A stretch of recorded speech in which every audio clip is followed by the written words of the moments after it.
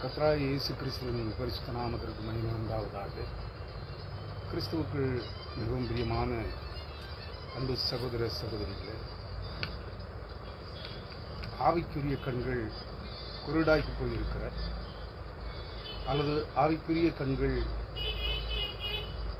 சொருகி போயிருக்கிற இன்றைய உலக கிறிஸ்தவர்களுடைய அந்த கண்கள் தெளிவடைவது எப்படி என்பதை குறித்து சத்திய இறைவசனங்களிலிருந்து ஒரு பகுதியை நான் உங்களோடு இன்றைய இறை செய்தியாக பகிர்ந்து கொள்ள விரும்புகிறேன். ஆண்டவராகிய இயேசு கிறிஸ்துவை குறித்து நற்செய்தியை நாம் படிக்கின்ற பொழுது அநேக இடங்களிலே ஆவிக்குரிய கண்கள் கர்த்தர் இன்னார் என்று அறியக்கூடாதபடி, பரிசுத்த ஆவியானவர் இன்னார் என்று அவருடைய குணாதிசயங்கள் என்ன என்று அறியக்கூடாதபடி, இன்றைய இறைமக்களுடைய கிறிஸ்தவர்கள் என்ற போர்வைக்குள் இருக்கிற, கிறிஸ்தவர்கள் என்ற போர்வையை மூடிக்கொண்டிருக்கிற இன்றைய உலக ஜனங்களிடத்தில் பொருளாசையை பின்பற்றி போய் ஆவிக்குரிய கண்கள் குருடாகி போயிருக்கிற இன்றைய கிறிஸ்தவர்களிடத்தில் அவருடைய கண்கள் தெளிவடைவது எப்படி என்பதற்கு ஆண்டவராகிய இயேசு கிறிஸ்து பல்வேறு உதாரணங்களை சொல்லியிருக்கிறார். அல்லது பரிசுத்த ஆவியானவர் பல்வேறு உதாரணங்களை பல்வேறு இடங்களிலே நிறுவங்களிலே சுட்டிக்காட்டியிருக்கிறார். நான் அதில் ஒரு பகுதியை இன்றைய தினத்தில் இந்த இறை செய்திக்காக தெரிந்து கொண்டிருக்கிறேன். வெளிப்படுத்துகிற விசேஷம் 3ஆம் அதிகாரம் 18ஆம் வசனத்தில் குணமாக சொல்கிறார், நான் நீ ஐஸ்வர்யவானாகும்படிக்கு நெருப்பில புடமிடப்பட்ட பொன்னையும் உன் நிர்வாணமாகிய அவலட்சணம் தோன்றாதபடிக்கு நீ ஒடுத்திக் கொள்வதற்கு வெண்வஸ்திரங்களையும் என்னிடத்திலே வாங்கிக் கொள்ளவும், நீ பார்வை அடைக்கும்படிக்கு உன் கண்களுக்கு கலிக்கம் போடவும் வேண்டும் என்று உனக்கு ஆலோசனை சொல்லுகிறேன் என்று சொல்லுகிறார். ஏன் இது சொல்லப்படுவது?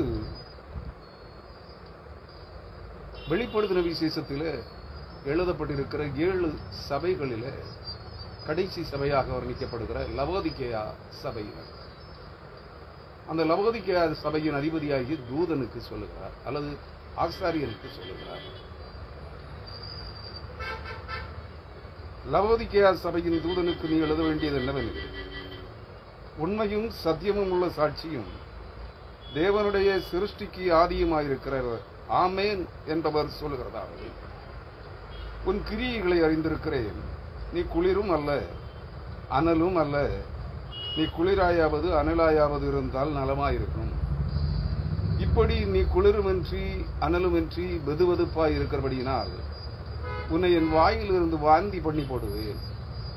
நீ நிர்பாக்கியம் உள்ளவனும் பரிதபிக்கப்படத்தக்கவனும் தரித்திரனும் குருடனும் நிர்வாணியுமாயிருக்கிறதை அறியாமல் நான் ஐஸ்வர்யவான் என்றும் திரவிய சம்பன்னன் என்றும் எனக்கு ஒரு குறைவும் இல்லை என்றும் சொல்லுகிறபடியால் நான் நீ ஐஸ்வர்யவானாகும்படிக்கு நெருப்பிலே புடமிடப்பட்ட பொன்னையும் உன் நிர்வாணமாகிய அவலட்சணம் தோன்றாதபடிக்கு நீ உடுத்திக் கொள்வதற்கு வெண் வஸ்திரங்களையும் நீ பார்வை அடையும்படிக்கு கண்களுக்கு கலிக்கம் போடவும் வேண்டுமென்று உனக்கு ஆலோசனை சொல்லுகிறேன் என்று சொல்லுகிறார்.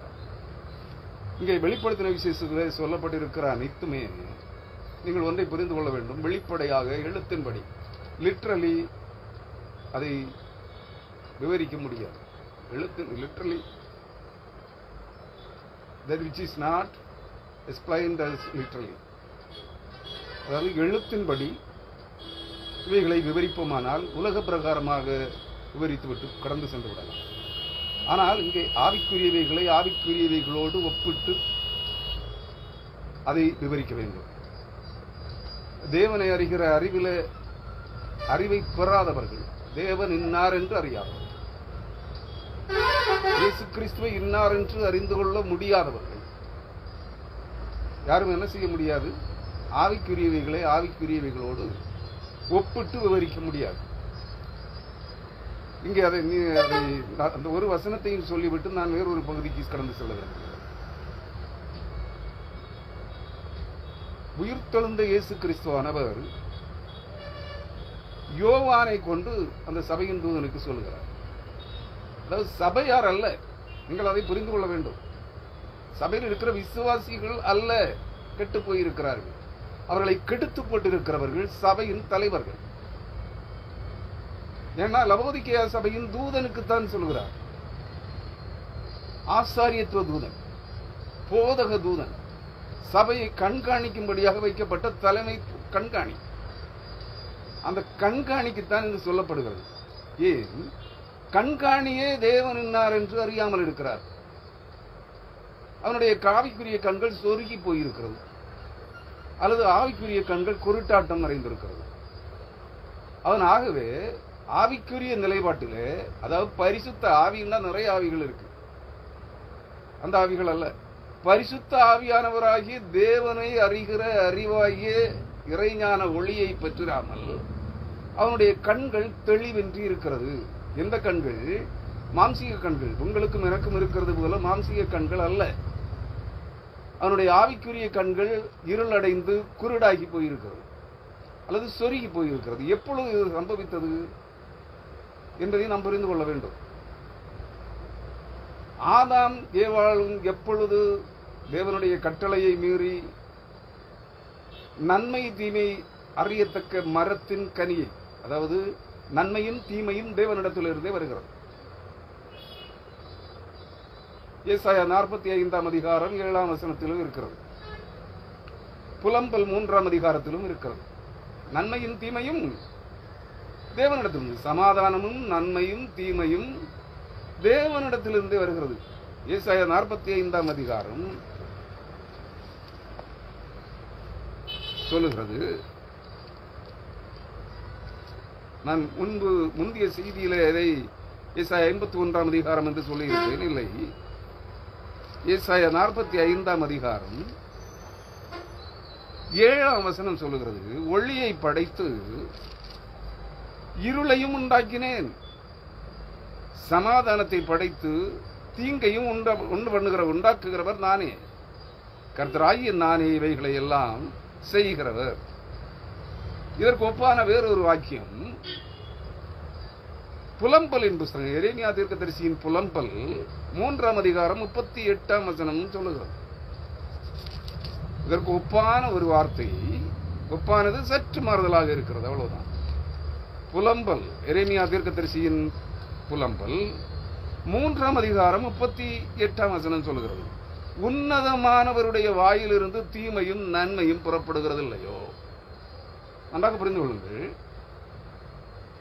ஆதியிலே முழுவதும் இருளாயிருந்ததை, இருண்ட தண்ணீர்களால் மூடியிருந்த உலகத்தை அவர் வெளிப்படுத்தி வெளிச்சம் உண்டாக கடவது என்று வெளிச்சத்தை உண்டு பண்ணினார். வெளிச்சத்தை தம்மிலிருந்தே வெளிப்படுத்துகிறார்.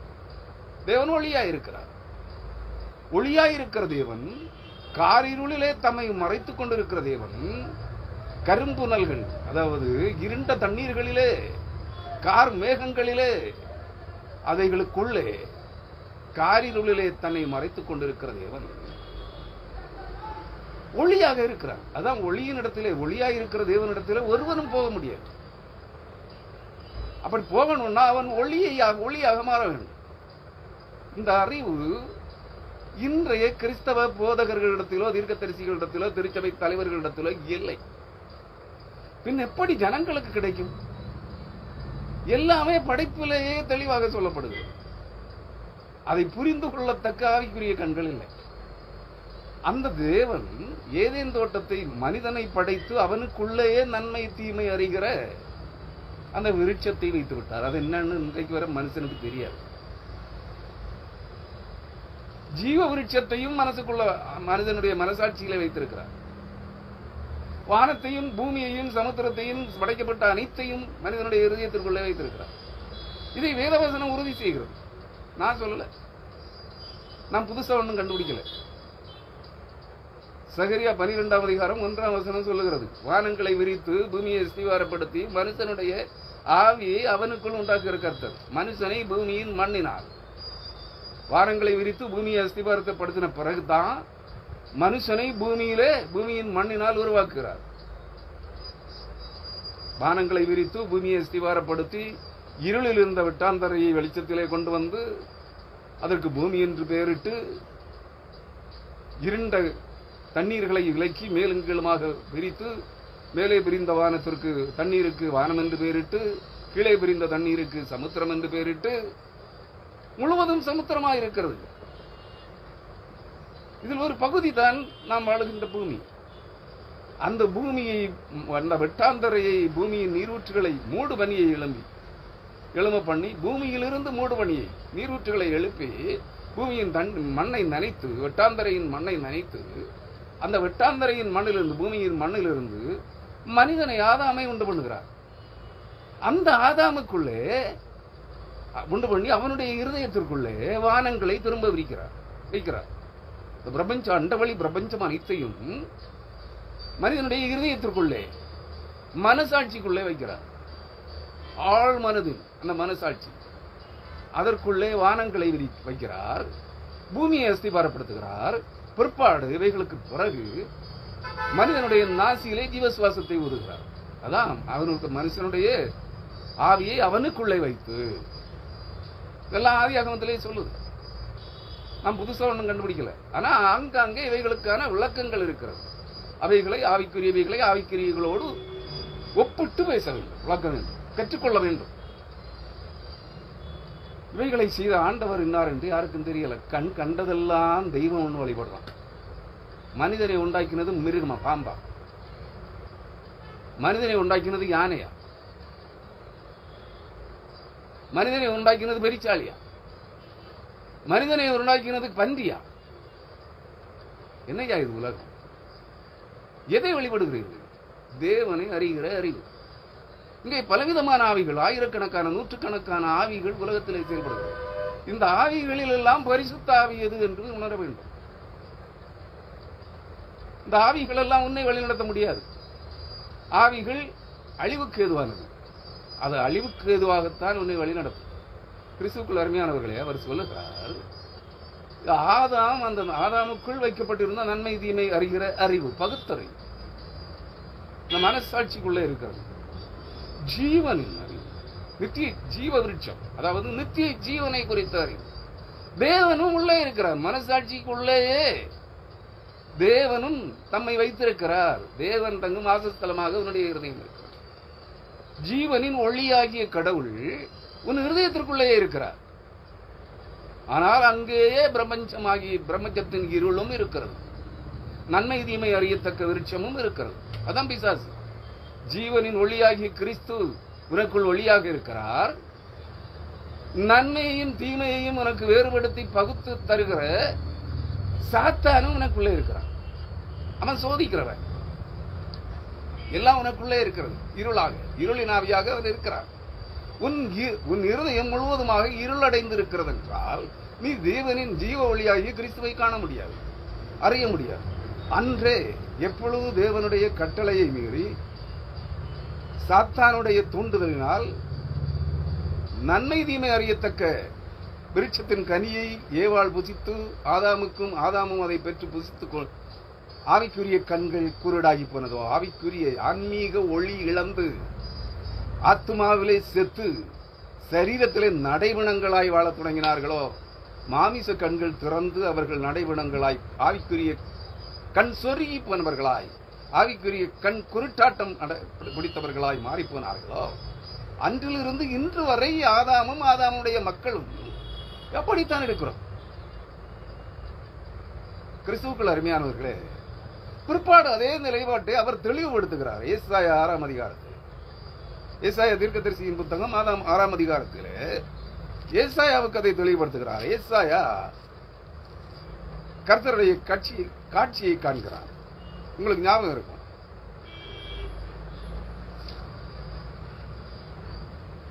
ஏசாயா 6ஆம் அதிகாரம் 1 முதல் 10 வரையான வசனங்களிலே அந்த அதிகாரம் முழுவதும் 1 முதல் 10 வரையான வசனங்களை நீங்கள் படித்து பார்த்தால் ஏசாயா தேவனாகிய கர்த்தரை சேராபின்களில் நடுவில் இருக்கிற சொல்லுகிறான். அப்பொழுது நான் ஐயோ அதமானேன், நான் அசுத்த உதடுகள் உள்ள மனுஷன், அசுத்த உதடுகள் உள்ள ஜனங்களின் நடுவிலே வாசமாயிருக்கிறவன்.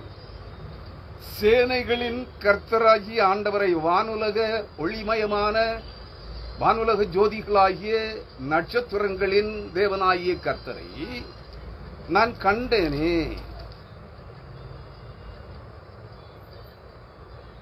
ராஜாவாகிய சேனைகளின் கர்த்தராகிய ராஜாவை என் கண்கள் கண்டதே. சேனைகளின் கர்த்தர் என்றால் வானுலக ஜோதிகள், வான ஜோதிகளாகிய வான விளக்குகள், நட்சத்திரங்கள், கிரகங்கள், அவைகளுடைய தேவனாகிய கர்த்தரை நான் கண்டேனே என்கிறார். அப்பொழுது சேராபின்களில் ஒருவன், அதாவது நட்சத்திரங்களில் ஒருவன், பலிபீடத்திலிருந்து ஒரு கையிலே பிடித்த குரட்டால் ஒரு நெருப்பு துண்டை எடுத்து என்னிடத்தில் பறந்து வந்து அதனால் என் வாயை தொட்டான். இதனால் உன் அக்கிரமம் நீங்கி சுத்தமானாய் என்று அவனிடத்திலே சொல்லுகிறான். சொல்லிட்டு சொல்றான், அதாவது அவனுடைய பாவம் நிவர்த்தி ஆயிற்று என்று சொல்லுகிறான். பிற்பாடு கர்த்தர் அவனிடத்தில் ஒரு என் காரியமாய் யார் போவான் என்று கேட்டபோது இந்த ஏசாயா பதிலளிக்கிறான், ஆண்டவரே உமது காரியமாய் நான் போகிறேன், இதோ அடியேன் எடுக்கிறேன், என்னை அனுப்பும் என்றான். அப்பொழுது அவர் 9ஆம் வசனம், நீ போய் இந்த ஜனங்களை நோக்கி நீங்கள் காதார கேட்டு உணராமலும் கண்ணார கண்டும் அறியாமலும் இருங்கள் என்று சொல். நீ இந்த ஜனங்கள் தங்கள் கண்களினால் காணாமலும் தங்கள் காதுகளினால் கேளாமலும் தங்கள் இருதயத்தினால் உணர்ந்து குணப்படாமலும் நான் அவர்களை ஆரோக்கியமாக்காமலும் இருக்க நீ அவர்கள் இருதயத்தை கொளுத்ததாக்கி அவர்கள் காதுகளை மந்தப்படுத்தி அவர்கள் கண்களை மூடி போடு என்றார். இந்த வார்த்தை ஏசாயா தீர்க்கதரிசியினிடத்தில் எப்பொழுது சொல்லப்பட்டதோ அன்று முதல் அது செயலாக்கத்திற்கு வந்திருக்கிறது. திரும்பவும் ஆவிக்குரிய கண்கள், ஆதாமின் நாட்களிலேயே குருடாகி போன ஆவிக்குரிய கண்கள், ஆவிக்குரிய ஆழ்மனதின் மனக்கண்கள், குருடாகி போன கண்கள், அன்று வரை அது திரும்பவும் உறுதிப்படுத்தப்படுகிறது. ஜனங்கள் உலகம் சார்ந்த ஆசீர்வாதங்களினால், செல்வ செழிப்புகளினால், உல்லாசம் ஆடம்பரமான வாழ்க்கையினால் அவருடைய இருதயம் முழுவதும் கொளுத்திருக்கிறது. பெருந்தீனியினால், பெரும் செல்வங்களினால், பொருளாசையினால் இருதயம் கொளுத்து போயிற்று. இவைகளெல்லாம் உலகத்தில் உள்ளது. உலகத்தில் உள்ளவைகளுக்கு அதிபதி பிசாசு, சாத்தான். சாத்தானால் உருவாக்கப்படுகிற அவனுடைய தீய தந்திரங்களினால், வஞ்சகங்களினால் உருவாக்கப்பட்ட அனைத்து நாளும் மனித இருதயங்கள் அனைத்தும் கொளுத்து போய் இருளடைந்து இருக்கிறது. ஆவிக்குரிய கண்கள் குருடாகி போயிற்று. இதை தெளிவுபடுத்த வேண்டுமானால் ஆண்டவராய் இயேசு கிறிஸ்து சொல்லுகிறார், உயிர்த்தெழுந்த ஆண்டவராய் இயேசு கிறிஸ்து யோவான் இடத்திலே, சீடன் பரிசுத்த யோவான் இடத்திலே விளக்கி காண்பிக்கிறார். லவோதிக்கேயா திருச்சபையின் தலைவனை பார்த்து சொல்லுகிறார், நீ ஐஸ்வர்யவனாகும்படிக்கு நெருப்பிலே உடம்பிடப்பட்ட பொன்னையும் உன் நிர்வாணமாகிய அவலட்சணம் தோன்றாதபடிக்கு நீ உடுத்திக் கொள்வதற்கு வெண் வஸ்திரங்களையும் என்னிடத்திலே வாங்கிக் கொள்ளவும் நீ பார்வையடையும்படிக்கு உன் கண்களுக்கு கலிக்கம் போடவும் வேண்டும் என்று உனக்கு ஆலோசனை சொல்கிறேன். ஏன் இந்த ஆலோசனையை சொல்கிறார்? நான் ஆரம்பத்தில் விளக்குனேனே, அதான், வேற ஒண்ணும் இல்லை. அதாவது வெளிப்படுத்தல் 3ஆம் அதிகாரம் 15ஆம் வசனத்திலே சொல்லுகிறார், உன் கிரியைகளை, அதாவது உன் செயல் வாழ்க்கை முறைகளை, உன் நடத்தைகளை, உன் செயல்களை, உன் சம்பாத்தியங்களை நான் அறிந்திருக்கிறேன். நீ குளிரும் அல்ல அனலும் அல்ல. நீ குளிராயாவது அனலாயாவது இருந்தால் நலமாயிரு. ஒன்றில் குளிராக இரு, பொருளாசையினாலே நிரம்பி உலக இச்சைகளினாலே மாமிச இச்சைகளினாலே நிறைந்து அழிந்து போ, குளிராக இரு. நீ பிசாசின் மகனாகவே இருந்து விட்டு போ, குற்றம் இல்லை. அல்லது அனலாக இரு, பட்சிக்கிற அக்னியா இருக்கிற பட்சிக்கிற அக்னி ஜுவாலையாயிருக்கிற அந்த பட்சிக்கிற அக்னியும் அக்னி ஜுவாலையுமாயிருக்கிற தேவனாகிய கர்த்தரிடத்திலிருந்து வெளிப்படுகிற ஜீவனின் அறிவாகிய ஒளியை பெற்றுக் கொள்கிறவனாக இரு. ஒன்றில் அனலாக இரு அல்லது குளிராக இரு. இல்லை, நீ எப்படி இருக்கிறாய்? எனக்கு உலக ஆஸ்திகளும் உலக சம்பாத்தியங்களும் உலக மேன்மைகளும் உலக ஆசாபாசங்களும் உலக உடலின்ப இச்சைகளும் நான் நிமிர்த்தி உல்லாசமாய் அனுபவிக்க வேண்டும். உலகத்தில் ஆடம்பரமாய் வாழ வேண்டும். உலக செல்வந்தனாக நான் இடம் பிடிக்க வேண்டும் என்கிற ஆசை இச்சைகள் உனக்குள்ளே இருக்கிறது. உன் இதயத்திற்குள்ளே உன் ஆழ்மனதின் இச்சைகள் அது. நீ குளிராக இருக்கிறாய், ஆனால் உனக்குள்ளே வேறொரு ஆசையின் குளிர் விட்டிருக்கிறது. எனக்கு பரலோக நித்திய ஜீவ வாழ்வும் வேண்டும், பரலோக வாழ்வும் வேண்டும், பரலோக பொக்கிஷங்களும் வேண்டும். எப்படி? அது அனல், பரலோக பொக்கிஷங்கள், ஆவிக்குரிய வாழ்க்கை. பட்சிக்கிற அக்னியாயும் பட்சிக்கிற அக்னி ஜுவாலை, அக்னியிலிருந்து வெளிப்படுகிற அக்னி ஜுவாலையாயும் ஜுவாலி தெரிகிற அக்னி ஜுவாலையாயும் அந்த அக்னி ஜுவாலையிலிருந்து வெளிப்படுகிற ஜீவனின் அறிவாகிய ஒளியாயும் இருக்கிற தேவனும் வேண்டும். தேவனுடைய ஆசீர்வாதங்களும் வேண்டும். அவர் இருக்கிற வானுலக பரலோகத்திலே நானும் நட்சத்திரத்தை போல ஒளி வீசுகிறவனாக மாற வேண்டும் என்கிற ஆசையும் உனக்குள்ளே இருக்கிறது. ஏதாவது ஒன்றை பிடித்துக்கொள். ஒன்றில் அனலாக இரு அல்லது குளிராக இரு. நீ அனலாயாவது குளிராயாவது இருந்தால் நலமாயிருக்கும். அது உனக்கு நன்மையாக இருக்கும். நீ எதை தெரிந்து கொள்ளுகிறாயோ அதை தெரிந்து கொள். தெரிந்து கொள்ளுதல்தான் பிரச்சனையே. இந்த ஆவிக்குரிய கண்கள் குருடாகி போனது காரணமே நீ நன்மை எது தீமை எது, உன் சமாதான வாழ்வுக்கு தேவையானது எது, உன் ஆசீர்வாதம், அதாவது உனக்கு நீ விரும்புகிற கண்களின் இச்சைகள், மாமிசத்தின் இச்சைகள், மனதின் இச்சைகள் அனைத்தையும், உடலின் இச்சைகள் அனைத்தையும் நிறைவேற்றிக் கொள்வதற்கான வழி எது, அது தீமையை தரும். அதான் ஆண்டவர் இயேசு கிறிஸ்து தேவன் சொன்னார். ஆண்டவர் இயேசு கிறிஸ்து தேவன் சொன்னார் காயின் இடத்திலே, நீ நன்மை செய்தால் உனக்கு ஜீவன் இல்லையோ, மேன்மை இல்லையோ, நீ தீமை செய்தால் உனக்கு மரணம். நன்மை செய்தால் மரணம், ஜீவன், நித்திய ஜீவன். தீமை செய்தால் நித்திய மரணம். நீதான் தெரிந்தெடுக்க வேண்டும். அதை உனக்கு முன்பாக வைத்திருக்கிறார். எல்லாவற்றையும் வைத்து உனக்கு முன்பாக வைத்து விட்டார். நீதான் தேர்ந்தெடுக்க வேண்டும், நீதான் தெரிவு செய்த வேண்டும். நீ தெரிந்து கொள்வதிலே உறுதியாக இருக்க வேண்டும். எனக்கு அதுவும் வேணும், எனக்கு இதுவும் வேணும். எப்படி? ரெண்டும் ஒருத்தருக்கு கிடைக்காது. அதுதான் அவர் சொல்லுகிறார். இப்படி நீ குளிருமின்றி அனலுமின்றி வெதுவெதுப்பா இருக்கிறபடியினால், அதாவது குளிரும், அதாவது சூடும் இல்லை குளிரும் இல்லை, அதை நீ குடிக்க முடியுமா? அது ஒரு விதமான வித்தியாசமான ஒரு அனுபவத்தை நாக்கிலே கொண்டு வரும், வாயிலே. உள்ள கிடக்கிறதெல்லாம் வெளியே வர்ற மாதிரி இருக்கு. அவர் சொல்லுகிறார், வாந்தி பண்ணி விடுவேன், என் வாயிலிருந்து உன்னை நான் வாந்தி பண்ணி விடுவேன். நாய் கக்குவது போல, நாய் சாப்பிட்டதை திரும்ப கக்குதில்லை, அது போல உன்னை நான் என் வாயிலிருந்து வாந்தி பண்ணி போடுவேன் என்று சொல்லுகிறார். 17ஆம் வசனம், வெளிப்படுத்தல் 3ஆம் அதிகாரம் 17ஆம் வசனம். நீ நிர்பாக்கியம் உள்ளவனும், நீ நிர்பாக்கியம், பாக்கியசாலி அல்ல, துர்பாக்கியசாலி, நிர்பாக்கியசாலி. பாக்கியசாலிக்கும் ஆசீர்வதிக்கப்பட்டவனுக்கும் ஆசீர்வாதத்தை இழந்த நிர்பாக்கியசாலியாக இருக்கிறாய். ரெண்டு பேருக்கும் இடையில இருக்கிறாய். நீ துர்பாக்கியசாலியும் அல்ல, நீ பாக்கியசாலியும் அல்ல. நீ ஆசீர்வதிக்கப்பட்டவனும் அல்ல, நீ ஆசீர்வாதத்தை இழந்தவனும் அல்ல. ரெண்டு வேணும்னு பிடிச்சிட்டு இருக்கிறாய். நீ நிர்பாக்கியசாலியாக இருக்கிறாய். ஆனா இதே நிலைமையில் இருந்தால் நீ துர்பாக்கியசாலியாக, ஜீவனை இழந்து போகிற, நித்திய மரணத்தை சொந்தமாக்கிக் கொள்ளுகிற துர்பாக்கியசாலியாக மாறிவிடுவாய். நிர்பந்தமானவனாக இருக்கிறாய்.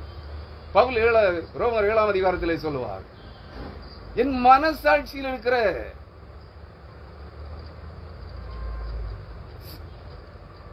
தேவனுடைய பிரமாணம், மனசாட்சியின் பிரமாணம், புதிய உடன்படிக்கையின் பிரமாணம், நீ இந்த பாவத்தை செய்யாதே என்று என்னை கடிந்து கொள்கிறது. ஆனால் என் மாம்சத்தில் இருக்கிற பாவ பிரமாணம் பிசாசுக்குரியது. அந்த பாவ பிரமாணம் நான் அது செய்ய, அது விரும்புகிற தீமையை, அல்லது நான் விரும்புகிற என் நிஜமான என் உள்ளான ஆத்மா விரும்பாத தீமையை செய்ய என் புற உடல மாமிசத்தின் இச்சை, அந்த பாவ பிரமாணம் என்னை இழுத்து செல்கிறது. இதோ பாவ பிரமாணத்தை நான் பின்பற்றினால் எனக்கு மரணம். மனசாட்சியின் பிரமாணமாகிய புது உடன்படிக்கையின் மத்தியஸ்தராகிய இயேசு கிறிஸ்துவின் பிரமாணத்தை நான் பின்பற்றினால் எனக்கு நித்திய ஜீவன். இதில் எதை தெரிந்து கொள்வது என்று தெரியாத நிலையிலே என்னை மாமிசத்தின் இச்சைகள், உலக ஆடம்பரங்கள் என்னை இழுக்கிறது. ஐயோ, நான் நிர்பந்தமான மனுஷன், கதியற்ற மனிதனாக இருக்கிறேன். யார் இந்த பாவக்கட்டிலிருந்து, நம் மரண கட்டிலிருந்து என்னை விடுதலையாக்குவார் என்று கேட்கிறார். யாரு? பரிசுத்த பவுல் அப்போஸ்தலன். நன்றாக நினைவில் வைத்துக் கொள்ளுங்கள். நான் பரிசுத்தவான் என்று சொல்லிக் கொள்வதற்கு ஒன்றுமில்லை. மாமிச சரீரத்தில் ஒருவன் உயிரோடு இருக்கிற வரையிலும் அவன் பாவியாகத்தான் இருக்க முடியும். தன்னிலே குற்றம், பாவம் இல்லை, குற்றம் இல்லை என்று சொல்லத்தக்க ஒரு நீதிமானும் இந்த உலகத்தில் இல்லை. மரணம் வரை, மாம்ச சரீரத்தில் உயிரோடு இருக்கும் வரை அவன் குற்றவாளியே, அவன் பாவியே. ஆனால் பரிசுத்தவான் என்று சொல்லப்பட்டிருக்கிறது என்றால் உன்னை பரிசுத்தவான் ஆக்கும்படியாக தேவன் உன்னை அழைத்து தெரிந்து கொண்டார். அதை புரிந்து கொள். நீ பரிசுத்தவானாக மாறி இருக்கிறாயா? லவோதிக்கேயா சபையின் தூதனும் அது அப்படித்தான், அந்த நிலையைத்தான் சந்தித்திருக்கிறான். அவன் சொல்லிக் கொண்டிருக்கிறான், நான் ஐஸ்வர்யவான். 17ஆம் வசனத்திலே அவர் சொல்லுகிறார், நீ ஐஸ்வர்யவான் அல்ல, நீ ஆவிக்குரிய ஐஸ்வர்யவான் அல்ல. பரலோக ராஜ்யத்தின் பொக்கிஷங்களை, பரலோக ராஜ்யத்தின் நிறைவாழ்வை, நித்திய வாழ்வை, நித்திய ஜீவனை, ஜீவ கிரீடத்தை பெற்றுக் கொள்ளுகிற அளவுக்கு நீ ஐஸ்வர்யவான் அல்ல, நீ நிர்பாக்கியசாலி, நீ தகுதியற்றவனாக இருக்கிறாய் என்று சொல்லுகிறார். கிறிஸ்துவுக்குள் அருமையானவர்களே, நன்றாக புரிந்து கொள்ளுங்கள். நீ நிர்பாக்கியம் உள்ளவனும் பரிதபிக்கப்படத்தக்கவனுமாக இருக்கிறாய். பரிதபிக்கப்படுவன், ஐயோ இப்படி ஆயிட்டு, எவ்வளவு பரிசுத்தமான மனுஷனாக இவர் வாழ்ந்தார், இவருக்கு பரலோக வாழ்வே இல்லாமல் போய்விட்டதே, இவருக்கு நித்திய ஜீவனே இல்லாமல் போய்விட்டதே, இவர் படுத்த படுக்கையாக எழுந்து நடமாட முடியாமல் அவருக்கு உதவி செய்ய 4 பேர் தேவைப்படுகிற நிலையிலே இருக்கிறாரே, ஐயோ வந்தோ பரிதாபம். நீ வாழுகின்ற போது பரிசுத்தவானாக உன்னை காட்டிக்கொண்டாய், பக்தி வேடதாரியாக வாழ்ந்தாய், குளிராக உலக ஆஸ்திகள், சம்பாத்தியங்கள், இவ்வுலக பணத்தை சம்பாதிப்பதற்காக சகல அருவருப்புகளையும், அக்கிரமங்களையும், பொய்களையும் நடப்பித்தாய், மாய்மாலங்களை நடப்பித்தாய். உன் மரண படுக்கையிலே மற்றவர்கள் உன்னை பார்த்து பரிதாபப்படத்தக்க நிலையிலே நீ இருக்கிறாய். புரியுதுங்களா? இல்ல நான் இட்டுக்கட்டி சொல்றேன்னு நினைக்கிறீங்களா? அந்த வார்த்தைகளுக்கு அதைகளை விளக்கி வியாக்கியானம் செய்கிறேன், வேற ஒன்றும் இல்லை. கிறிஸ்துவுக்குள் அருமையானவர்களே, 2வது வார்த்தை என்ன சொல்லுகிறது? நீ பரிதவிக்கப்படத்தக்கவனும் தரித்திரனும். உன்னை ஐஸ்வர்யவான் என்று சொல்கிறாய், உலக பணக்காரர்களிலே நானும் ஒருவன் என்று சொல்கிறாய். அந்த நிலைக்கு உன்னை மேன்மைப்படுத்திக் கொள்ள விரும்புகிறாய். இன்றைய உலக தீர்க்கதரிசிகள், உலக பிரசங்கிகள் அனைவருடைய நிலைப்பாடும் அதுதானே. அதானே 40 ஆண்டுகளாக அடுத்தவன் சொத்துல கோயில் வைத்திருந்திருக்கான், அங்க இருந்து வெளியேற்றி விட்டார்கள். இப்ப சொல்றான், நான் 40 வனாசம் வனாந்தரத்தில், மோசையை போல் வனாந்தரத்திலே வாழ்ந்தேன். இப்பவும் அடுத்தவன் சொத்துல தான் போயிருக்கிறான். நீ எதுக்கு லட்சக்கணக்கில் பல 1000 கோடி சம்பாதித்திருக்கிறாய்? செல்வ பிராஸ்பரிட்டி டாக்டரின் பிரசங்கித்து, சாத்தானின் மகனே, இப்பொழுதும் தவறை நீ உணர்ந்து கொள்ள விரும்பவில்லையே? 40 ஆண்டுகளாக அடுத்தவன் சொத்துல அல்லது தேவனுடைய ஆலயத்தின் பகுதியில, ஆலய சொத்துக்களில நீ குடியிருந்திருக்கிறாய். 40 ஆண்டுகளாக பணம் சம்பாதித்திருக்கிறாய். இப்ப அது பறிபோயிற்று, தவறை உணர்ந்து கொள்ளவில்லை. நீ அதை மழைப்பி மக்களை ஏமாற்றுகிறாய். 40 ஆண்டுகளாக நான் மோசையை போல வனாந்தரத்திலே வாழ்ந்தேன், வனாந்தரத்திலே ஊழியம் செய்தேன் என்று சொல்லுகிறாய். அங்க இருந்து எல்லாம் பிரிச்சுக்கிட்டு போய் இப்ப அடுத்தவன் சொத்துல அவனும் கள்ளாய. உலகம் பூரா ஜபகோபுரம் வச்சிருக்கவன் அவனுக்கு ஒரு ஜபகோபுர பகுதியில் போய் குடியேறியது, அங்க ஊழியம் செய்ய போற.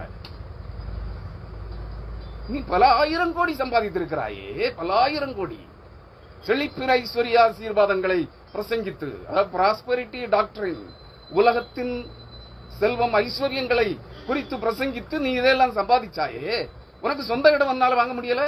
இப்பவும் வனாந்தரத்தில் தானே போயிருக்கையா? இதான உன்னுடைய நிலை. நீ பரலோகத்திற்கு குறியமானவன் அல்ல. உன்னை பின்பற்றுகிறவர்களும் பரலோகம் செல்வதில்லை. உண்மையை உணர்கின்ற நிலை உனக்கு வரவில்லையே. உன் ஆவிக்குரிய கண்கள் குருடாகி போய்விட்டதே. யார் அது? பேரை சொல்லவா? சென்னை பட்டணத்திலே வெப்பேரி பகுதியிலே 40 ஆண்டுகளாக பிராஸ்பரிட்டி டாக்டரின் பிரசங்கித்த, அதாவது செழிப்பின் ஐஸ்வர்ய ஆசீர்வாத பிரசங்கி சாம் பி செல்லத்துறை பொய் சாட்சி சொல்லுகிறான் மக்களை பார்த்து. இன்று 40 ஆண்டுகளாகியும் பல 1000 கோடி சம்பாதித்தும் பிறர் சொத்தில் வாழ்ந்தும் பிறர் சொத்தில் ஆலயம் நடத்தியும் ஊழியம் செய்தும் மனம் திரும்ப மனமில்லை. மனாந்தரத்தில் மோசையை போல வாழ்ந்தேன், ஊழியம் செய்தேன். கேவலமா தெரியல உனக்கு? கிறிஸ்துவுக்குள் அருமையானவர்களே, இன்றைய கிறிஸ்தவம் இப்படித்தான் இருந்து கொண்டிருக்கிறது. சொல்லுகிறபடி அவர் சொல்லுகிறார். என்ன சொல்றான்? நான் ஐஸ்வர்யவானாகும் படிக்கு. அது அவர் சொல்லுகிறான், நான்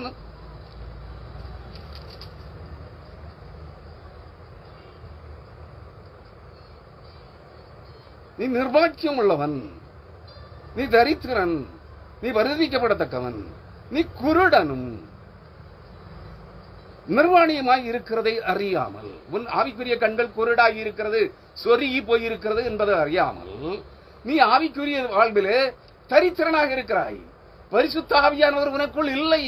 தேவனை அறிகிற அறிவு என்கிறது கடுகளவு உனக்குள்ளே இல்லை. முழுவதும் உலகத்தின் ஆஸ்தி, சம்பாத்தியம், இவை பொருளாசை, இவைகளினாலே நிறைந்திருக்கிறாய். இவைகளிலே உன்னை நடத்தி கொண்டிருக்கிற அசுத்தாவிகள், உலகத்தின் ஆவிகள், பொய்யின் ஆவிகள், வேசித்தன ஆவிகள், ஆடம்பர இச்சைகளின் ஆவிகள், உலக ஆசாபாசங்களின் ஆவிகள் உன்னை நடத்தி கொண்டிருக்கிறது.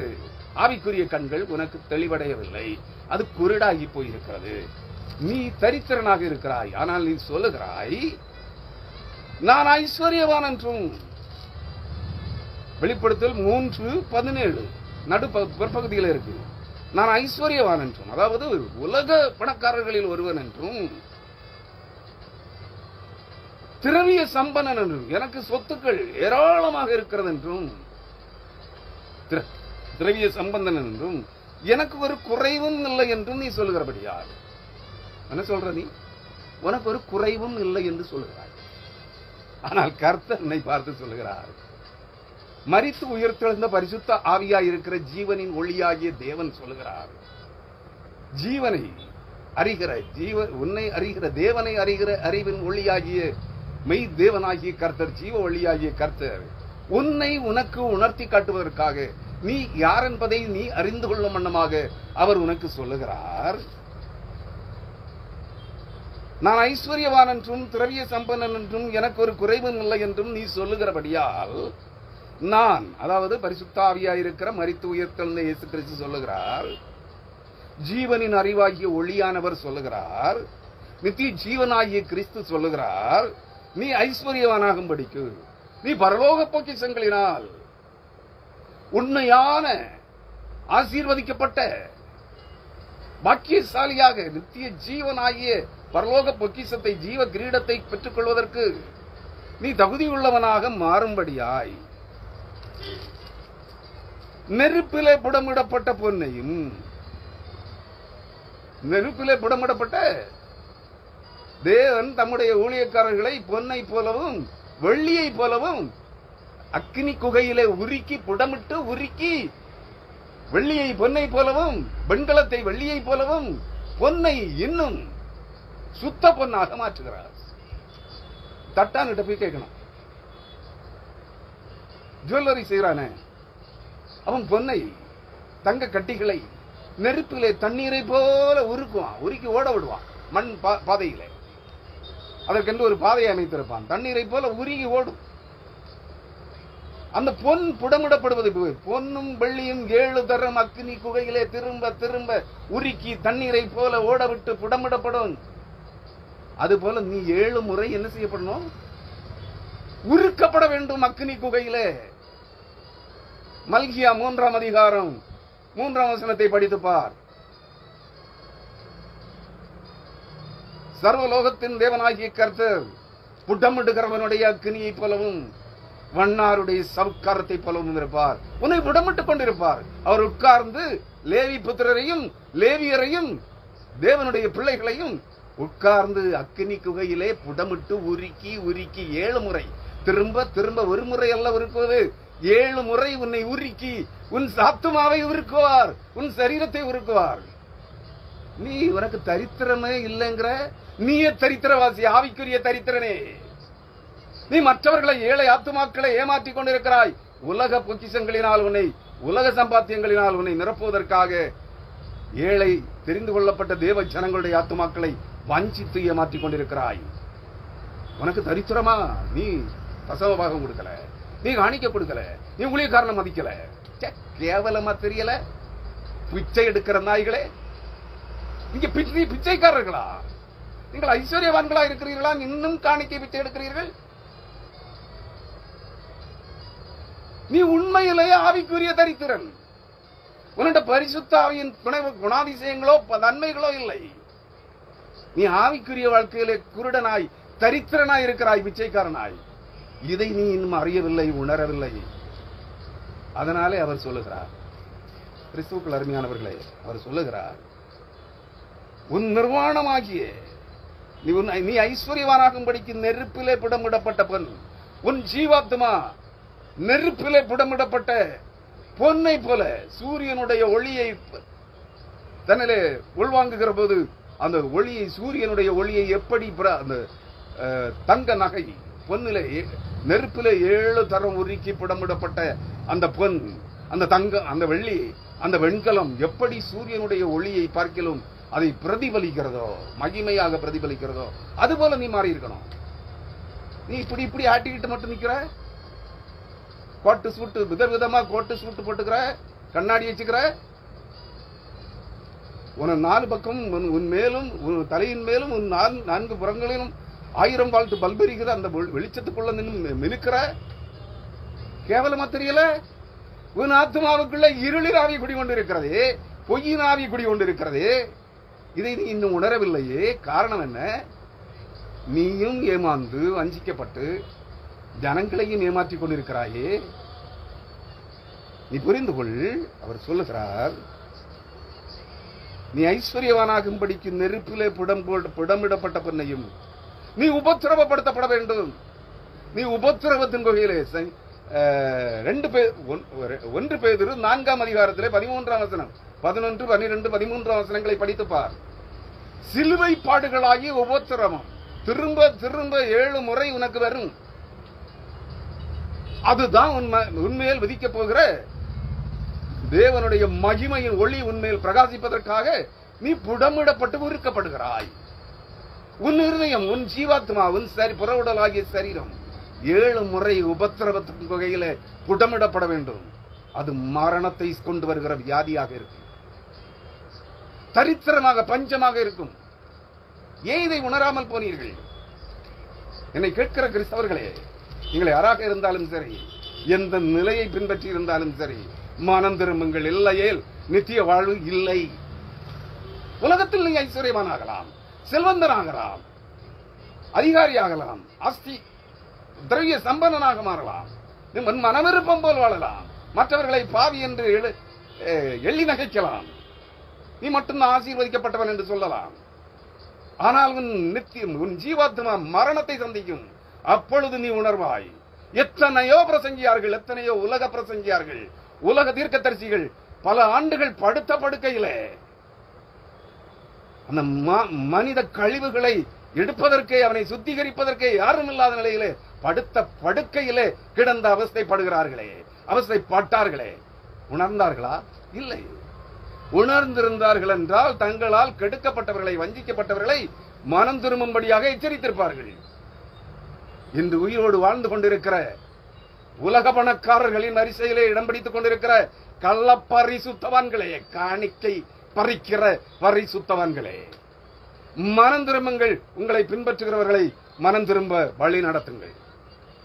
இல்லையேல் அழிவை அறுப்பீர்கள். எதை விதைத்தீர்களோ அதை அறுவடை செய்வீர்கள். மறந்து விட வேண்டாம். முகதாட்சண்யம் இல்லாத பேச்சுத்தான். முந்தின செய்தியிலே நான் சொல்லியிருந்தேன், என்னிடத்தில் முகதாட்சண்யம் என்பதே இருக்காது. நீ பெரியவனோ சின்னவனோ, பிச்சைக்காரனோ பணக்காரனோ, நீ பரிசுத்தவானோ பரிசுத்தவானோ நீதிமானோ, வேதம் சொல்லுகிறது நீதிமான் ஒருவனும் இல்லை, ஒரு குற்றமும் ஒரு பாவமும் செய்யாத நீதிமான் ஒருவனும் உலகத்தில் இல்லை. நீ அதை உணர்ந்து கொள்ள தவறிவிட்டாய். நீதிமானே இல்லாத போது எப்படி பரிசுத்தமாயிருப்பாய்? நீ பரிசுத்தவான் என்று சொல்லுகிறாய், தேவனுடைய மனுஷன் என்று சொல்லுகிறாய், பச்சை பொய்யனாக இருக்கிறாய், பிசாசின் மகனாக இருக்கிறாய். ஏனெனில் உன் இதயத்திற்குள்ளே பிசாசின் ஆவிகளை குடிகொண்டிருக்கிறது. ஆகவே மறந்து விடாதீர்கள், உன் ஆவிக்குரிய கண்கள் திறக்கப்பட வேண்டும் என்றால் இவைகளை நீ கை கொண்டாக வேண்டும். இன்னும் வேற பகுதிகள் இருக்கு. நான் ஏதோ ஒரு பகுதியை தான் எடுத்தேன். ரோமர் 10ஆம் அதிகாரத்திலிருந்து சில வசனங்களை தான் எடுத்தேன். ஆனா அந்த வசனங்களுக்குள்ள இன்னும் வரல. என்னுடைய சித்தம் அல்ல பேசுவது. நீங்கள் பேசும்போது, ஜனங்களுக்கு முன்பாக நிற்கும் போது, அதிபதிகளுக்கு முன்பாக நிற்கும் போது பேசுகிறவர்கள் நீங்கள் அல்ல, பரிசுத்த ஆவியானவரே உங்களிலிருந்து பேசுவார். கேட்டிருக்கியா? அதான் நான் எடுத்து அந்த பதிவுல போட்டிருக்கிறேன். ரோமர் 10ஆம் அதிகாரம் 9 முதல் 13 வரையான வசனங்கள் என்று. அந்த வசனத்தை பேச முடியல எனக்கு. நான் இப்ப பேசுனது வெளிப்படுத்தின விசேஷம் 3ஆம் அதிகாரம் 15 முதல் 18 வரையான வசனங்கள். இந்த செய்தியோடு இதையோடு நிறுத்திக் கொள்கிறேன். அடுத்த செய்தியில அந்த பகுதியை கொண்டு வருகிறேன். அந்த பகுதியா அதுக்கு வேற பகுதி வருதான்னு எனக்கு தெரியல. பேசுகிறது நானாக, உங்கள் பார்வையில் நான் இல்லை. உங்களில் இருக்கிற பரிசுத்தாவியானவரே உங்களில் இருந்து பேசுகிறார். பேசுகிறவர்கள் நீங்கள் அல்ல. அவர்களுக்கு பயப்படாதிருங்கள். நற்செய்தி பகுதியில் படிங்க. தேவன் உங்களுக்கு இருளிலே, நான் உங்களுக்கு இருளிலே சொல்லுகிறதை, உன் உபத்திரவத்தின் காலத்திலே உனக்கு கற்பிக்கிறதை நீ வெளிச்சத்திலே வீடுகளின் மேல் தெரிந்து கொள்ளப்பட்ட இறை மக்களுக்கு பிரசங்கி. வீடுகள், தேவனுடைய வீடுகள், தேவனுடைய வாசஸ்தலங்கள், தேவனுடைய ஆலயங்களாக தெரிந்து கொள்ளப்பட்ட இறை மக்களுக்கு பிரசங்கி என்று சொல்லுகிறார். மத்தேயு நற்செய்தி நூல், லூக்கா நற்செய்தி நூலை படித்து பாருங்கள், இருக்கு. கிறிஸ்துவுக்குள் அருமையானவர்களே, பேசுகிறவர்கள் யார் என்பதை நீங்கள் புரிய வேண்டும். பேசுகிற மனிதன் யார் அல்ல, பேசுகிற ஆவியானவர் யார்? ஆவிக்குரியவைகளை ஆவிக்குரியவைகளோடு ஒப்புமைப்படுத்தி பேசுகிறார் என்றால் அங்கே பேசுகிறவர் பரிசுத்த ஆவியானவர். நான் என்னை புகழுவதற்காக இல்ல, நான் பாவி. நான் காணிக்க பொறுக்கியும் அல்ல, 5 நயா பைசா காணிக்க வாங்க. நான் 30 ஆண்டுகளாக உபத்திரவத்தின் குகையிலே புடமிடப்படுகிறவன், இருளின் நாட்களிலே வாழ்ந்து கொண்டிருக்கிறவன், கசப்பான வாழ்க்கையை அனுபவித்துக் கொண்டிருக்கிறவன். எனக்கு நண்பர்களோ உறவினர்களோ உற்றார்களோ இல்லை. இருக்கிறார்கள் எல்லாரும். எல்லாம் என்னை குழி தோண்டி புதைப்பதற்கு கங்கணம் கட்டி கொண்டு நண்பர்களைப் போல வேடமிட்டு, உறவினர்களை போல வேடமிட்டுக் கொண்டிருக்கிறார்கள். அவர்களுடைய தேவைகளுக்கு நான் தேவைப்படுகிறேன். என்னுடைய தேவைகளுக்கோ நான் சொல்வதையோ எவரும் கேட்க மாட்டார்கள்.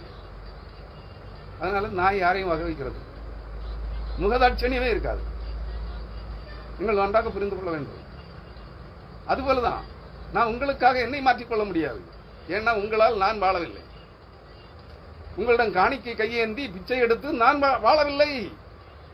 அதனால் முகதாட்சணியம் உங்களுக்கு நான் காண்பிக்க வேண்டியது அவசியம் இல்லை. ஒரு துண்டு அப்பத்துண்டுக்காக முகதாட்சணியம் பண்ணுகிறவன் ஒரு துண்டு அப்பத்துண்டுக்காக, ஒருவேளை சோற்றுக்காக இச்சகம் பேசுகிறான், உன்னை வஞ்சிக்கிறான், உன்னை தவறாக வழி நடத்துகிறான். எனக்கு அது தேவையில்லை. சத்தியத்தை சத்தியமாக, நீ பெரியவனா சின்னவனா அதிகாரியா ஆணவ அதிகாரத்தில் இருக்கிறவனா ஆளுகிறவனா என்கிறதெல்லாம் எனக்கு தேவையில்லை. முகதாட்சண்யமே இருக்காது. கர்த்தருடைய வார்த்தைகள் அப்படித்தான் வர வேண்டும். அவன் தான் ஊழியக்காரன். நீங்கள் அதை புரிந்து கொள்ள வேண்டும். அவன் தரித்திரனாக இருக்கலாம், ஏழையாக இருக்கலாம், அதெல்லாம் ஒரு பொருட்டல்ல. இந்த உலகத்திலே தரித்திரனாக இருக்கவன் பரலோகத்திலே ராஜ்யத்திலே ஐஸ்வர்யவனாக இருப்பான், ஆசீர்வதிக்கப்பட்டவனாக இருப்பான். உலகத்தில் சிறியவர், உங்களில் சிறியவர்கள் பரலோகத்திலே பெரியவர்களாயிருப்பார்கள். யார் பெரியவன்? தேவன் பெரியவர். தேவனுக்கு முன்பாக நிற்கிறவர்கள் பெரியவர்கள். தேவன் கர்த்தருடைய பரிசுத்தனாகி ஆரோன் தன் காலத்தில் பிரதான ஆசாரியனாக தன் தலையில் அபிஷேக தைலம் வார்க்கப்பட்டவன் உலகத்தில் இருக்கிற தன் காலத்தில் இருக்கிற ஜனங்களில் பெரியவனாக இருக்கிறான். நீ அதை புரிந்து கொள்ள வேண்டும். நீ உலகத்தில் பணம் சம்பாதித்து பல 1000 கோடி சம்பாதித்து வைத்து நீ உலகத்தில் பெரியவனாக இருந்து பிரயோஜனமே இல்லை. உன் முடிவு அழிவு, உன் முடிவு நித்திய மரணம். நீ நான் ஆவியை பெற்றவன் என்று சொல்லிக் கொள்ளலாம், நான் ஆசீர்வதிக்கப்பட்டவர்கள் நீங்கள் என்று சொல்லிக் கொள்ளலாம். கிறிஸ்துவுக்குள் அருமையானவர்களே, இது உண்மை அல்ல.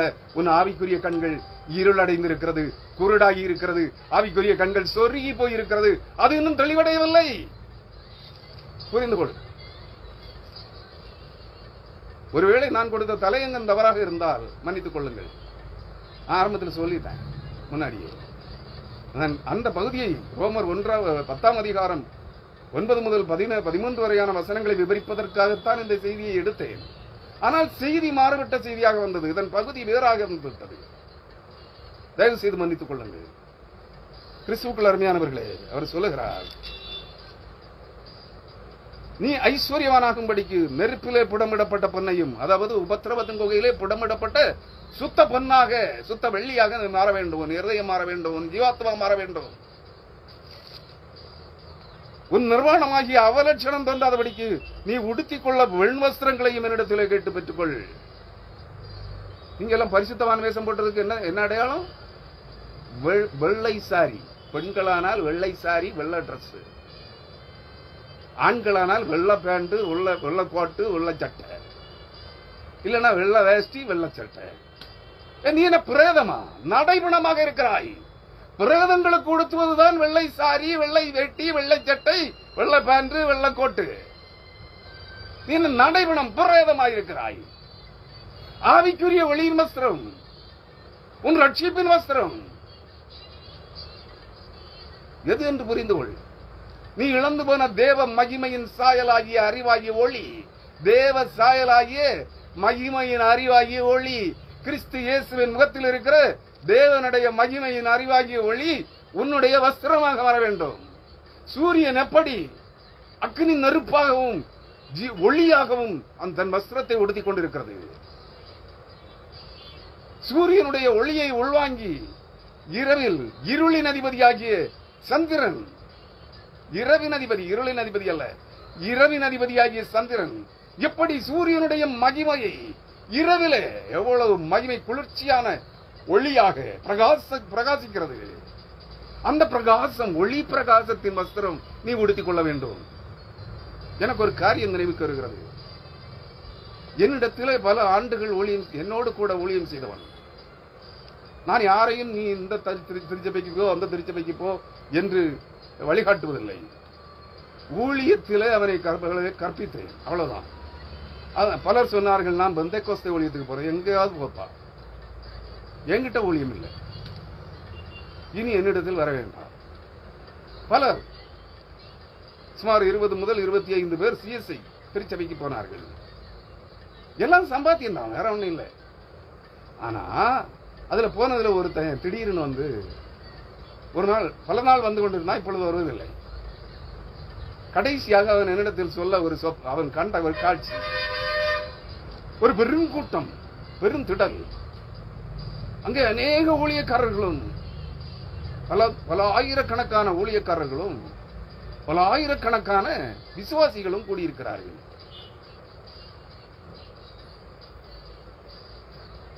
அங்கே எல்லோரும், அதுல பெரும்பாலானவர்கள் 198 விழுக்காடு அங்கிகளை, வெள்ளை அங்கிகளை எடுத்துக் கொண்டிருந்தார்களாம். அதாவது யூதர்களுடைய பாரம்பரிய அந்த ஆடை, வெள்ளை அங்கிகளை, இடுப்பிலே கச்சையும் கட்டிக் கொண்டிருந்தார்களாம். இவன் தவறாக புரிந்து கொண்டு விட்டான். சிஎஸ்ஐ போதகர்கள், தென்னிந்திய திருச்சபையின் போதகர்கள் எல்லாரும் வெள்ளை அங்கிகளும் கருப்பு கச்சைகளும் கட்டியிருப்பார்கள். அதுபோல எல்லாரும் வந்திருந்தவர் 98% ஊழியர்களும் போதகர்களும் விசுவாசிகளும் கருப்பு வெள்ளை அங்கிகளையும் கருப்பு கச்சைகளையும் கட்டியிருந்தார்கள். ஆனால் சிலர் மட்டும் வெள்ளை சர்ட்டு, வெள்ளை பேண்ட், வெள்ளை வேஷ்டி, வெள்ளை சர்ட்டு, வெள்ளை சர்ட்டு, வெள்ளை பேண்ட், வெள்ளை கோட்டு இதெல்லாம் போட்டிருந்தாங்க. அப்பொழுது மேடையில நின்ற ஒருவர், உங்களை போல ஒருவர் அங்கே நின்று கொண்டிருந்தார். அவர் வெள்ளை போடல, வெள்ளை ட்ரெஸ் போடல, ஒரு கலர் சட்டையும் கருப்பு கலர் பேண்டும் போட்டிருந்தார். அவர் மேடையில் நின்று சொன்னார், உலகத்தின் வெண்வஸ்திரங்களை உடுத்தி இருக்கிறவர்கள் வெளியேறுங்கள் என்று சொன்னார். சொன்ன நபர் அப்பொழுது அவரை போன்ற அநேகர் வந்து, நீங்க வெளியே போங்க, நீங்க வெளியே போங்க அப்படின்னு எல்லாரும் வெளியே போற சொன்னாங்க. அப்ப சிஎஸ்சிக்காரங்க தான் பரலோகத்துக்கு போவாங்களா? வந்தேகோசைக்காரங்க போக மாட்டாங்களா? வெண்வஸ்திரங்கள் உடுத்தவர்கள் போக மாட்டார்களா? வெள்ளை அங்கிகள் உடுத்தவர்கள் தான் போவாங்களா? அப்ப நான் சொன்னேன், தம்பி, நீ தவறாக புரிந்து கொண்டு விட்டாய். இங்கே காண்பிக்கப்பட்ட வெள்ளை அங்கிகள் கல்யாண வஸ்திரம். ஆண்டவராய் இயேசு கிறிஸ்து கேட்பார், கல்யாண சாலைக்குள்ளே பிரவேசிக்கிறவர்களுக்கு அந்த முதல் வாசல் தலைவாசலிலே அனுமதிக்கப்பட்டு வருகிறவர்களுக்கு எல்லாருக்கும் கல்யாண வஸ்திரம் தரிப்பிக்கப்படுகிறது. அந்த கல்யாண வஸ்திரம் தரிப்பிக்கப்பட்டவர்கள் தான் தேவ சாயலாகிய ஒளியின் வஸ்திரம்.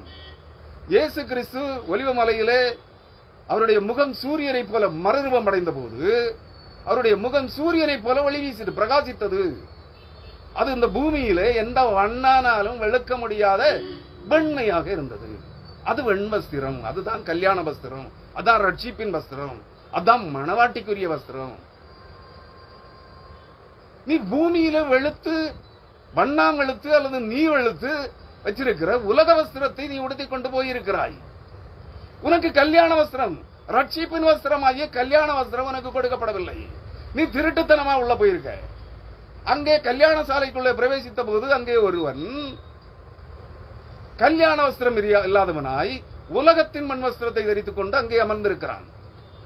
அவனை ஆண்டவர் கண்டு வேலைக்காரர்களை அழைத்து, நீ எந்த வழியாக வந்தாய் என்று அவனை விசாரித்த போது, நான் முதல் தலைவாசல் வழியாக வரவில்லை, நான் பின்வாசல் வழியாக வந்தேன். உன்னுடைய கல்யாண வஸ்திரம் எங்கே? இல்லை, எனக்கு தரப்படவில்லை. அப்ப வேலைக்காரங்களை பிடிச்சு இவனை பிடிச்சு அழுகையும் பற்கடிப்பும் உள்ள அக்கினி கடலிலே தள்ளுங்கள் என்று சொன்னார். இதுதான்ப்பா இதுக்கு அர்த்தம்.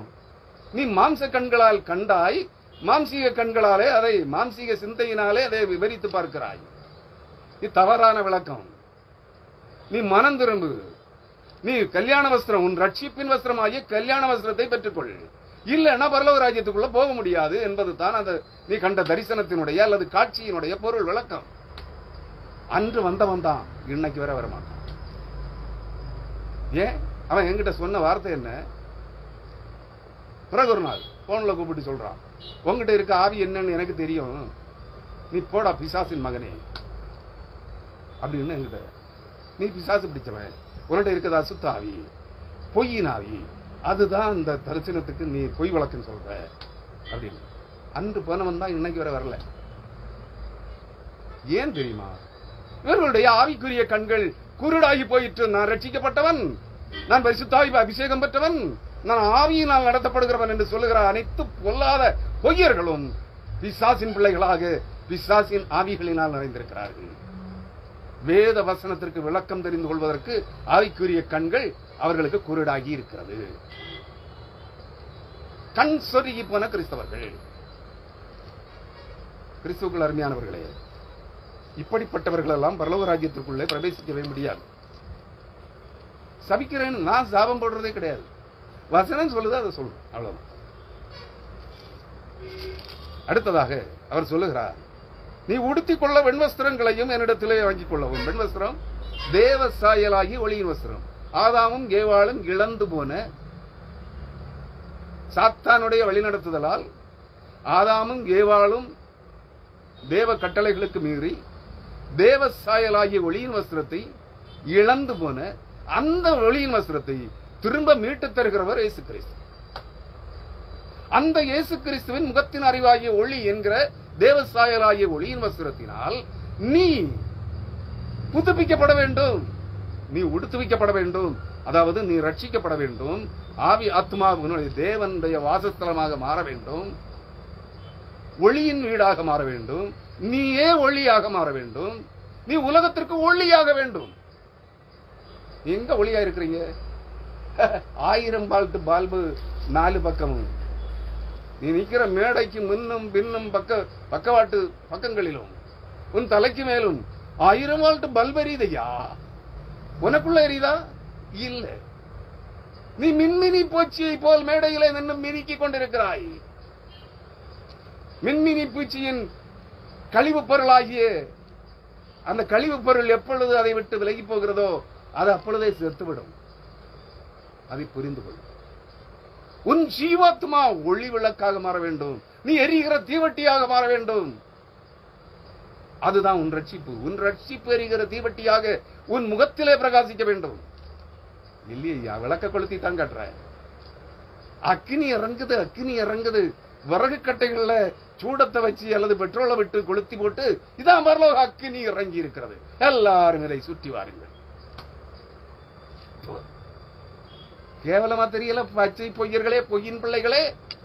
அவர் சொல்லுகிறார், ஆண்டவராய் இயேசு கிறிஸ்து, மரித்து உயிர்த்தெழுந்த ஆண்டவராய் இயேசு கிறிஸ்து சொல்லுகிறார், நீ பார்வையடையும்படி உன் கண்களுக்கு கலிக்கம் போட வேண்டும் என்று உனக்கு ஆலோசனை சொல்கிறேன். நீ பார்வையடையும்படிக்கு உன் கண்களுக்கு கலிக்கம் போடவும் வேண்டும். கலிக்கம் என்றால் கண்ணில் இடும் மருந்து. உன் ஆவிக்குரிய கண்கள், உன் இருதய கண்கள், உன் ஆழ்மனதின் கண்கள், உன் மனசாட்சியின் கண்களிலே இருதயம் கண்ணிலிடும் மருந்து போட வேண்டும். எது? சுத்த ஜலமாகிய வெண் பனி போல் தெளிக்கப்படுகிற சுத்த ஜலமாகிய இயேசு கிறிஸ்துவின் ரத்தம் உன் இருதயத்தில் தெளிக்கப்பட வேண்டும். உன் இருதய மாம்ச கண்களில் அல்ல, உன் ஆன்மீக கண்களில், உன் ஆவிக்குரிய கண்களில், உன் உள்ளான மனக்கண்களில், அந்த குருடாகி போயிருக்கிற, சொருகி போயிருக்கிற உன் மனசாட்சியின் கண்களில், ஆழ்மனதின் கண்களில், மனக்கண்களில், உன் ஆவிக்குரிய கண்களில் கிறிஸ்துவின் ரத்தம் சுத்த ஜலமாக புல் பூண்டுகளின் மேல் பெய்யும் பனி போல் உன் இருதயத்தில், உன் சிரசில் உச்சம் தலை முதல் உள்ளங்கால் மட்டும் வெண் பனி போல் தெளிக்கப்பட வேண்டும். நீ உலகத்தின் தண்ணீர்களிலும் முழுகிற. இதுதான் இந்த தண்ணீர் முழுக்க இல்லாம பரலோகத்துக்கு போக முடியாது. தண்ணீர் முழுக்க இல்லாம ரட்சிக்கப்பட முடியாது. தண்ணீர் முழுக்க இல்லாம ஆவி அபிஷேகம் பெற முடியாது. தண்ணீர் முழுக்க இல்லாம ஆவியின் வரங்கள் வர முடியாது. நீ ரட்சிக்கப்பட்ட விசுவாசியா, ரட்சிக்கப்படாத மனம் திரும்பின விசுவாசியா இல்ல. எல்லாருக்கும் ஆவியின் வரங்கள் கொடுக்கப்படும். நீ ரட்சிக்கப்படுவதற்கான, நீ ஜீவனை பெறுவதற்கான, நீ பரிசுத்த ஆவியை பெறுவதற்குரிய தகுதி உனக்கு இருக்கிறதா என்பதை சோதிப்பதற்கு சாதாரண எந்த மனிதனுக்கும் ஆவிக்குரிய வரங்கள் வழங்கப்படும். நீ அதன் ஆவிக்குரிய வரம் பெற்ற உடனே தீர்க்க தரிசன வரம் கிட்ட நான் ரட்சிக்கப்பட்ட பரிசுத்தவாரன்னு சொல்றேன். அந்நிய பாசை விளங்காத பாசையை பேசிட்டு எவனா கற்றுத்தந்தான் எழுத்துக்களை இடைமாற்றி போட்டு பேசு, இதான் அந்நிய பாசைன்னு. ஏன்னா அந்த ஆவிகளுக்கு உன்னை நடத்துற ஆவிகளுக்கு அந்த பாசை தான் புரியும். ஏன்னா அருவருப்பின் ஆவிகள் ஆயிற்று, இடம்பெயர்ந்த ஆவிகள் எழுத்துக்களை இடமாற்றி போட்டு பேசும்போதுதான் பல பாசை என்ன சலபில கலபா, கலபில சலபா, ஓ பூபா, இதெல்லாம் தான் பிசாசுக்கு புரியும். பரிசுத்த ஆவியானவருக்கு இது புரியணும்னு கட்டாயம் இல்லை. பரிசுத்த ஆவியானவர் பேசுகிற மொழி அந்நிய மொழி. நீயோ அந்த கூட்டத்தில் இருக்கிறவர்களோ அறிந்திராத வேற ஏதோ ஒரு நாட்டில் பேசக்கூடிய ஒரு இன மக்கள் பேசக்கூடிய மொழியாக இருக்கும். நீ பேசுறது பரியாசம் பண்ணுகிற மொழி. பரியாச உதடுகளின் ஆவிகளால், அதாவது உனக்குள் இருந்திருக்கிற பரியாசம் பண்ணுகிற துன்மார்க்கர்களின் ஆவிகளினால் நீ பரியாசம் பண்ணி கொண்டிருக்கிறாய். உன்னையும் உன்னை கேட்க வந்திருக்கிறவர்களையும் உன் தேவனையும் நீ பரியாசம் பண்ணி கொண்டிருக்கிறாய். இந்த வரம் தண்ணீர முழுகினா கிடைக்கும்.